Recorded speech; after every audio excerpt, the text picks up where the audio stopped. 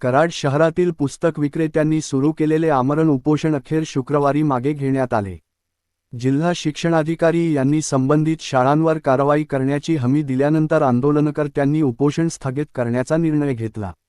शहरातील काही नामांकित शाळांकडून पालकांना विशिष्ट दुकानांतूनच पुस्तके व शैक्षणिक साहित्य खरेदी करण्याची सक्ती केली जात असल्याचा आरोप पुस्तक विक्रेत्यांनी केला होता। या विरोधात मागील काही दिवसांपासून पुस्तक विक्रेते आंदोलन करत होते।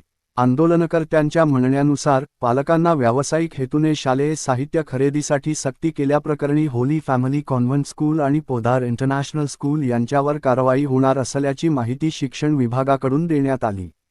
सोमवारी जिल्हा शिक्षणाधिकारी, आंदोलनकर्ते आणि संबंधित विभागातील अधिकाऱ्यांची संयुक्त समिती स्थापन करण्यात येणार असून अशा प्रकारे शैक्षणिक साहित्य विक्रीसाठी सक्ती करणाऱ्या शाळांची तपासणी केली जाणार आहे। तसेच पालकांकडूनही तक्रारी मागविण्यात येणार असल्याचे सांगण्यात आले। जिल्हा शिक्षणाधिकाऱ्यांनी दिलेल्या लेखी व तोंडी आश्वासनानंतर आंदोलनकर्त्यांनी आपले आमरण उपोषण मागे घेतले। मात्र भविष्यात अशा प्रकारांना आळा बसला नाही तर पुन्हा तीव्र आंदोलन छेडण्याचा इशाराही पुस्तक विक्रेत्यांनी दिला आहे।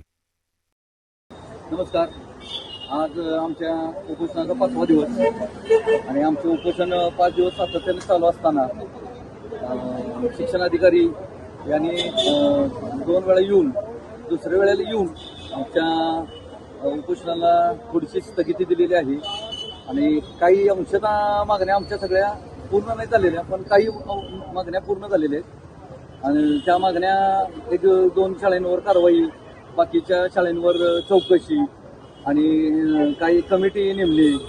त्या कमिटीमध्ये सरकारी अधिकारी 3 आणि आमच्या लोकांपैकी 3 लोक, अशी 6 लोकांची कमिटी करणे, म्हणजे अशा बऱ्याचशाच बदल घडवण्याचे डिसिजन आज शिक्षणाधिकाऱ्यांनी घेतले।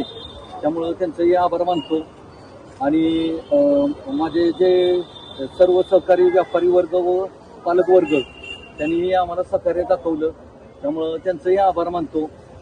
ज्या 2 शाळांवर कारवाई करण्याचं तुम्हाला पत्र दिले त्या 2 शाळा कोणत्या?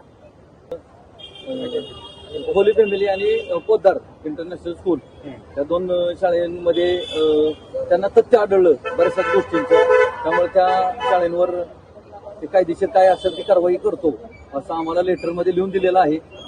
त्या पद्धतीने ती कारवाई करतील। इतर शाळांमध्ये कमिटी नेमलेली आहे, त्या पद्धतीने चौकशी करून कराड शहरामध्ये शहर आहे, 2 नद्याचं शहर आहे, 2 मोनोण्याचं शहर आहे, 2 मंत्र्यांचं शहर आहे। त्या शहरामध्ये अगदी कायमस्वरूपी एखादी कुठली चुकीची गोष्ट होत असली तर त्या ठिकाणी क्रांतीचंही कराड शहर आहे। काही शाळांमध्ये बेकायदेशीरपणे वह्या पुस्तकं सक्तीनं विकण्याचा जो प्रकार चालू होता, त्या अनुषंगाने पूर्ण व्यापार वर्गातले सर्व या ठिकाणी गेले 4 दिवस आंदोलनाला बसले होते। भीमशक्ती सामाजिक संघटना व शेतकरी संघटनेच्या वतीने सकाळी येऊन तहसीलदार मॅडमना आम्ही पाठिंब्याचं पत्र दिलं आणि त्याची दखल घेऊन या ठिकाणी अगदी त्यांचे वरिष्ठ गटविकास अधिकारी, सातारचे अधिकारी या ठिकाणी बोलवून समन्वय साधण्याचा या ठिकाणी प्रयत्न झालेला आहे। गेले 4 दिवस आंदोलन करते, उपोषण करते, अगदी म्हणजे त्यांचं BP शुगर कमी झाली तरीसुद्धा निर्भीड असलेले प्रशासन त्यांच्यावरती लक्ष देत नव्हतं। त्या अनुषंगाने आम्ही आज तहसीलदार साहेबांच्या दालनामध्ये मिटिंग घेतली। त्या अनुषंगाने त्या ठिकाणी मिटिंग झाली आणि त्यावरती आज फक्त तात्पुरत्या स्वरूपाचा मार्ग निघालेला आहे। परंतु आंधळदळण कुत्रपीठ काटे असा जर परत प्रकार होत असेल काही शाळेमध्ये तर जबरदस्तीने तर काही वस्तू वह्या पुस्तकं विक्री करण्याचा प्रयत्न होत असेल तर शेतकरी संघटना आमचे अनिल बापू गरा व मी स्वतः आनंदराव लादे त्या शाळेमध्ये जाऊन आम्ही निदर्शनास आणून देऊन आम्ही त्या शाळा अगदी चुकीच्या पद्धतीने होत असले तर त्यांच्यावर कारवाई करण्याची आम्ही मागणी करणार एवढंच या ठिकाणी सांगतो।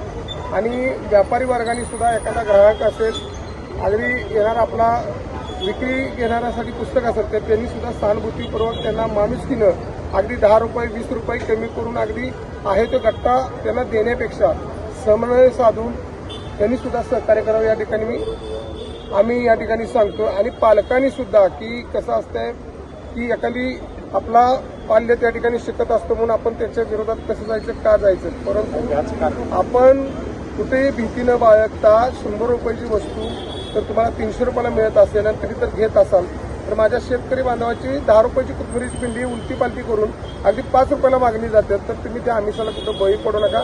आपला हक्क अधिकार, आपण संविधानाने दिलेले अधिकार, आपण त्याची अंमलबजावणी करून ज्या चुकीच्या शाळा वागतात त्या चुकीच्या शाळेबद्दल माननीय तहसीलदार साहेब यांना डायरेक्ट तुम्ही पत्रव्यवहार करा. एवढं त्या ठिकाणी